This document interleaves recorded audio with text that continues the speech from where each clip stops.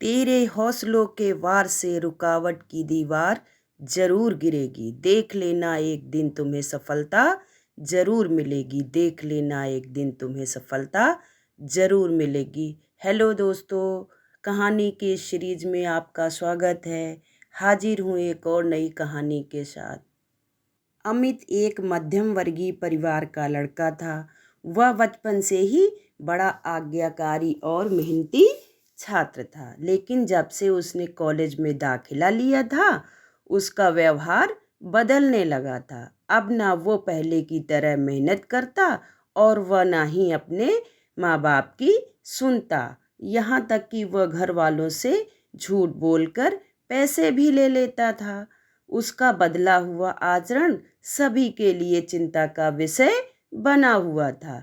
जब उसकी वजह जानने की कोशिश की गई तो पता चला अमित बुरी संगत में पड़ गया है। कॉलेज में उसके कुछ ऐसे मित्र बन गए हैं जो फिजूल खर्ची करते हैं। पता चलते ही सभी ने अमित को ऐसी दोस्ती छोड़ने और पढ़ाई लिखाई पर ध्यान देने को कहा, पर अमित का इन बातों पर कोई असर ही न पड़ा। उसका एक ही जवाब होता, मुझे अच्छे बुरे की समझ है। मैं भले ही ऐसे लड़के के साथ रहूं, पर मुझ पर उनका कोई असर नहीं होगा। दिन ऐसे ही बीतते गए और धीरे धीरे परीक्षाएं भी आ गईं।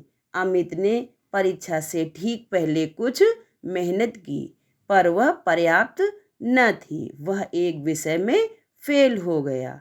हमेशा अच्छे नंबरों से पास होने वाले अमित के लिए ये किसी जोरदार झटके से कम नहीं था।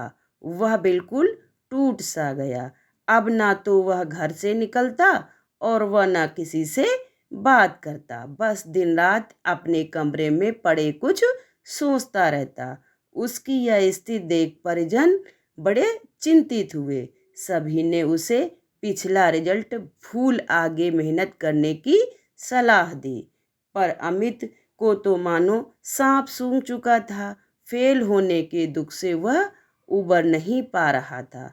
जब ये बात अमित के पिछले स्कूल के प्रिंसिपल को पता चली तो उन्हें यकीन ही न हुआ।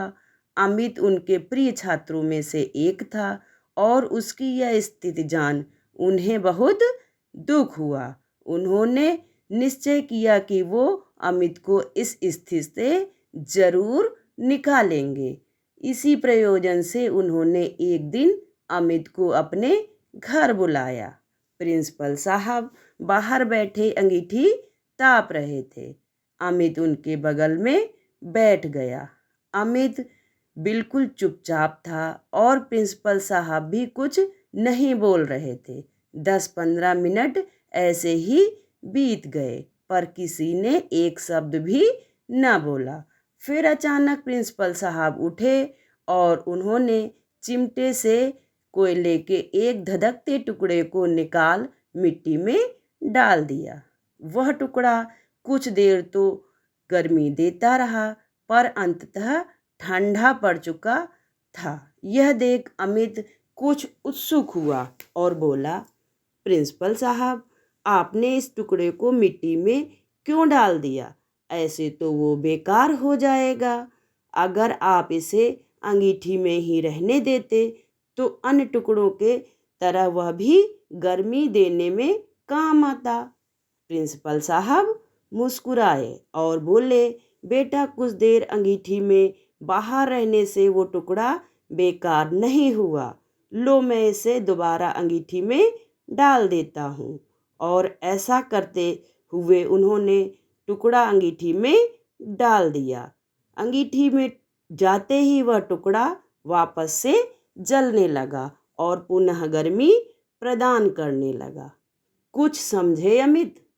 प्रिंसिपल साहब बोले, तुम इस कोयले के टुकड़े के समान ही हो।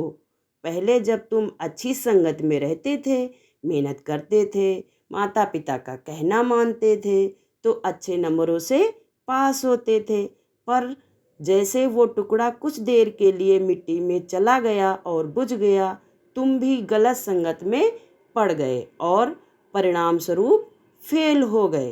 पर यहाँ ज़रूरी बात यह है कि एक बार फेल होने से तुम्हारे अंदर के वो सारे गुण समाप्त नहीं हो गए।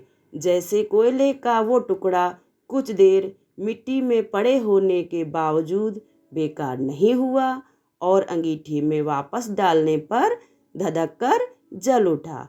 उसी तरह तुम भी वापस अच्छी संगत में जाकर मेहनत कर एक बार फिर मेधावी छात्रों की श्रेणी में आ सकते हो। याद रखो, मनुष्य ईश्वर की बनाई सर्वश्रेष्ठ कृति है। इसके अंदर बड़ी से बड़ी हार को भी जीत में बदलने की ताकत है। उस ताकत को पहचानो, उसकी दी हुई असीम शक्तियों का प्रयोग करो और इस जीवन को सार्थक बनाओ। अमित समझ चुका था कि उसे क्या करना है। वह चुपचाप उठा, प्रिंसिपल साहब के चरण स्पर्श किए और निकल पड़ा अपना भविष्य बनाने। दोस्तों, इस कहानी से आपको क्या शिक्षा मिलती है?